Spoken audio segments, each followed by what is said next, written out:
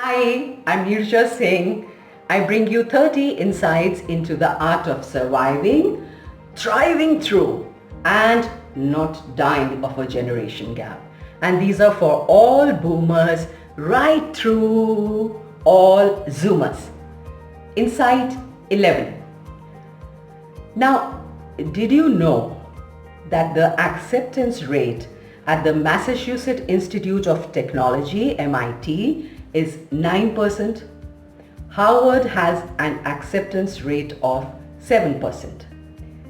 And the acceptance rate for students in our very own AIIMS, it is less than 0.1%. Now, logically, anyone who is sharp and lucky enough to get in should be on cloud 9.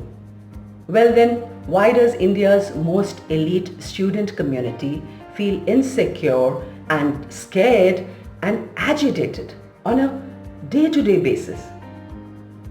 To understand what might be going on with our millennials, please watch Abhay Kumar's Placebo. It's available on Netflix. It's a documentary that is part actual footage and part animation, and the subject is student suicides in India. The film was shot on the grounds of the All India Institute of Medical Sciences and was completed in 2014. I would strongly recommend Placebo to everyone, to students who are burning the midnight oil in our country even as I speak in Kota or wherever else, and who may be in danger of losing their minds and identities.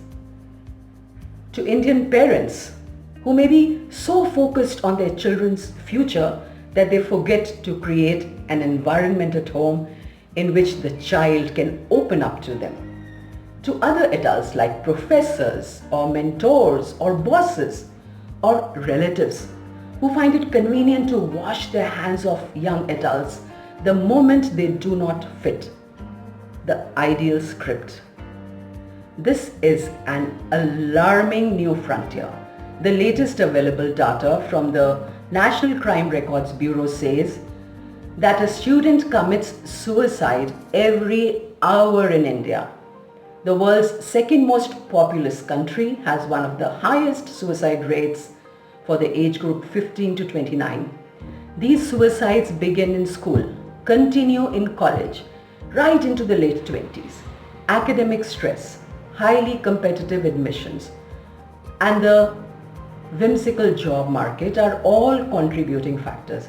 And you add to this the fear of disappointing their parents and falling behind their peers.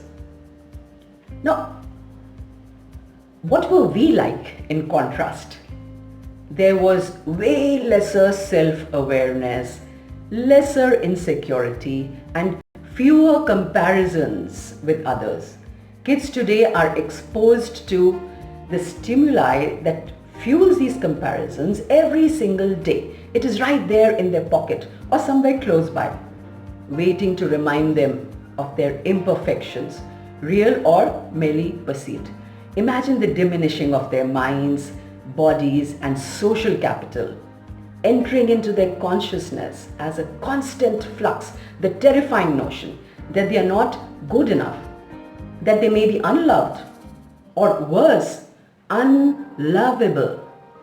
Indian adults need to stop going into denial mode and issuing defensive statements like, "My young has no such problems." We have to bring this issue out of its cloak of shame. There may be fears that we are planting the seed of an idea there. Well, historically, there may have been a time when we could protect our young from this degree of hopelessness. But I'm sorry, that time is quite long gone. Knowing she has someone to talk to, someone who is open, non-judgmental, and not afraid, is precisely what the millennial suffering suicidal thoughts most needs. That suicide fog can sweep over a young person in the wake of a bad test score, fear of disciplinary issue, or an aftermath of a sudden breakup. So ask if she's okay and be receptive to the answer, especially if it is a no. It's a mighty parent that has the presence of mind to use all the tools at her disposal to make her child regain a sense of safety and well-being.